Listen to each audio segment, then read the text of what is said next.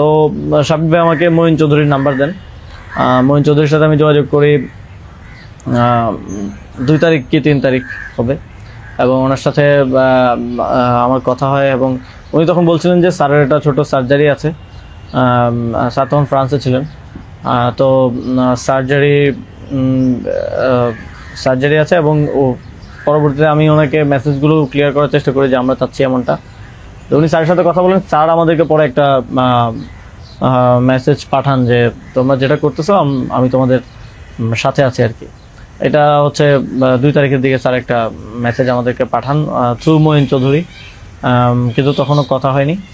স্যারের সাথে আমার প্রথম কথা হয় হচ্ছে, মানে আমি বারবার ইনসিস্ট করছিলাম সরাসরি কথা বলতে, কারণ সবাই অনুৎসাহিত করতেছে যে স্যার আসবেন না, আদার অপশনস দেখার জন্য, প্রধান উপদেষ্টা হিসেবে অন্য কাউকে দেখার জন্য অনেক নামও আসতেছিল, অনেক নামও সাজেশন আসতেছিল। কিন্তু আমার চিন্তাটা ছিল যে আমাদের যে অর্থনৈতিক ভঙ্গুর পরিস্থিতি, তারপরে একটা বিশেষ পরিস্থিতিতে আমরা সরকার গঠন করলে সেটার জাতীয় আন্তর্জাতিক যেই স্বীকৃতির ব্যাপার আছে, এগুলো আসলে ডক্টর মোহাম্মদ ইউনূস ছাড়া পসিবল হবে না। তো সেই জায়গা থেকে আমি বারবার যোগাযোগ করার চেষ্টা করি। পরে মঈন চৌধুরী স্যারের সাথে আমাকে কথা বলিয়ে দেন।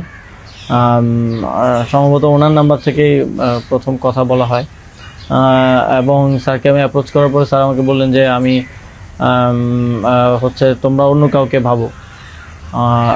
এটা সম্ভবত 3 তারিখ। স্যার বললেন যে, এবং স্যার কয়েকজনের নামও বললেন যে তোমরা ওনাদেরকে ভাবতে পারো। এর মধ্যে 2-1 জন আমাদের উপদেষ্টা পরিষদেও আছে এখন।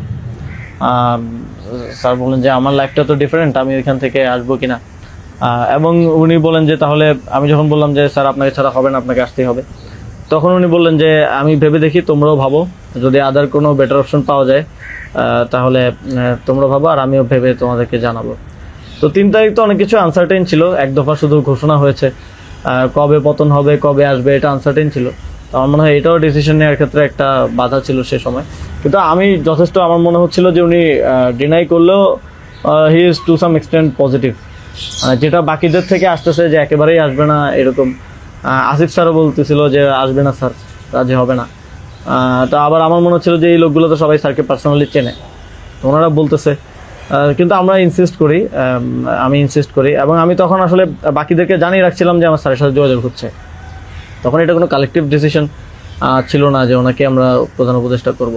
আমি নাহিদ ভাই, মাহফুজ ভাইদেরকে জানিয়ে রাখি যে ওনার সাথে যোগাযোগ হচ্ছে, দেখি এটা কোথায় যায়। আর সবার কাছেই তো তখন সময়টা আনসার্টেন ছিল যে কখন পতন হবে, কখন সরকার হবে। এটা অনেক ফার সাইটেড আসলে বিষয় ছিল ওই সময়টাতে, কারণ আমাদের মনে হচ্ছিল না যে 5ই আগস্ট পতন হবে। আমাদের মনে হচ্ছিল যে আরও হয়তো দীর্ঘ সময় আমাদের লড়াই করতে হতে পারে। ইভেন সব ধরনের সম্ভাবনাই ছিল, এটা একটা গৃহযুদ্ধের দিকে যাওয়ার পরিস্থিতিও ছিল ওই সময়টাতে।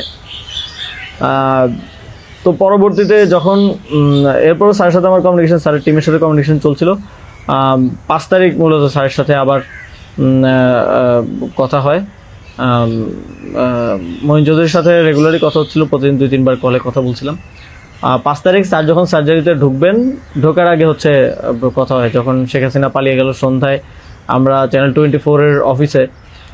তখন আমি স্যারের সাথে কথা বলতে চাই যে এখন তো পতন হয়ে গেছে, এখন একটা ডিসিশনে আসতে হবে।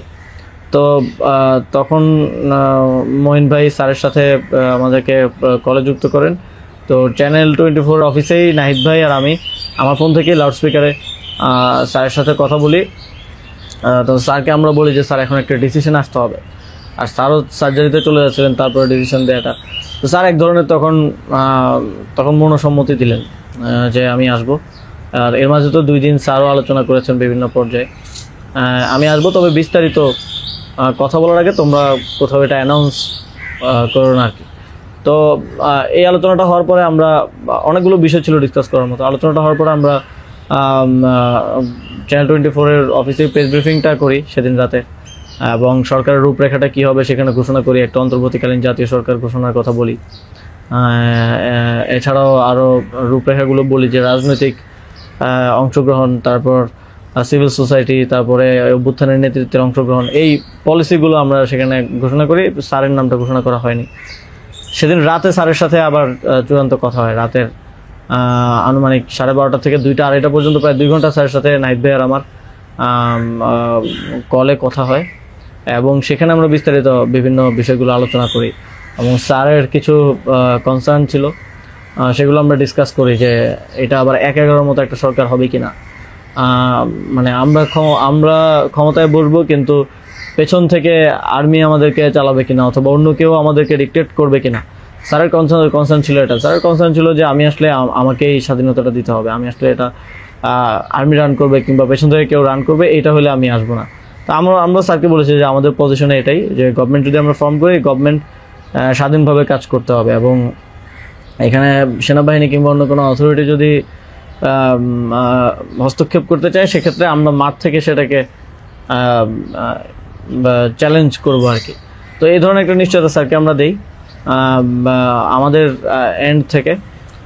তারপর এক ধরনের কথা হয় যে উপদেষ্টা পরিষদ কেমন হবে, স্যার আমাদেরকে বলেন যে তোমরা ঠিক করো, আর স্যার কিছু সাজেশন দেন। স্যারের টিম থেকে 6 তারিখ সম্ভবত প্রায় 5 তারিখ রাতেই 23-24টা নাম আসে আমার কাছে।